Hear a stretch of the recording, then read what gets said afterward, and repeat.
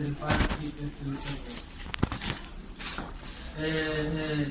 Incwadi kaMarko ibhalwa nguMarko ongachazwanga uba ungubani na. Hallelujah. Okanye uzalwe ngubani phi spiritual. But engunyana kaPeter, Petros, spiritual son of Petros. Yena uYesu awabiza abazalwane bakhe ibaxelela ngokubetha kwakhe ngokutyakada kwakhe emthicela Nkosi. nokubethela kwakhe emnqamlezweni Yes. efelezweni zethu. Amen. And indlela ubana uYohane okanye ubabili abakadibhithi baya kuye. Yes. Amen. Uba bona bahlale kuye, Amen. bahlale kuye. Yes. Omnye eme ngasekunene, omnye eme ngasekhohlo. Amen, ndoda. Esaqalweni bakubani. Hallelujah.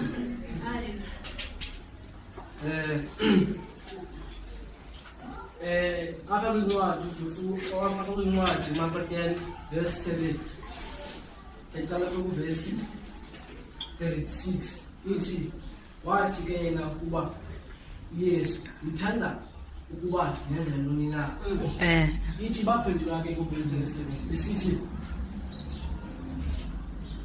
siphe ukuhlala omnye ngasekunene kwakho, omnye ngasekhohlo kwakho ekuqaqalweni kwakho. Nkosi yami. uThixo ke apha egqibile baxelela ngokufa kwakhe uvumile ukuthi uzohlala kubo.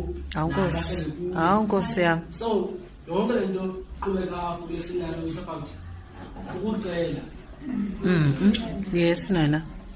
Ucela kuYesu nakuThixo. Amen.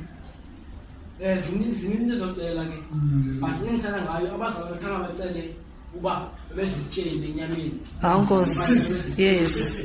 Ewe. Bacele ukuhlala kuThixo. Nkosi yami. Abantu ke akhona abantu bacelayo ke bathanda bafuna imoto. Ewe. Abanye bacela Ewe, ndoda. abanye bacela imali. Ewe. Abanye bacela abantwana. Nkosi. Abanye bacela ukulwela iintshaba zabo. Nkosi. Bathi abazalwana bacele ukuhlala kuThixo. Nkosi. Basibheka ekuhlaleni uYohane watsho waze wathi uYesu hlala kum. Nkosi namhlale kuwe. Nkosi. So ukuhlala awuvese uhlale nje. Nkosi. Uqala ulungise lento uqala ulungise indawo yakho ehleli kuyo. Ewe. Oh my God. Nkosi yami. Jehova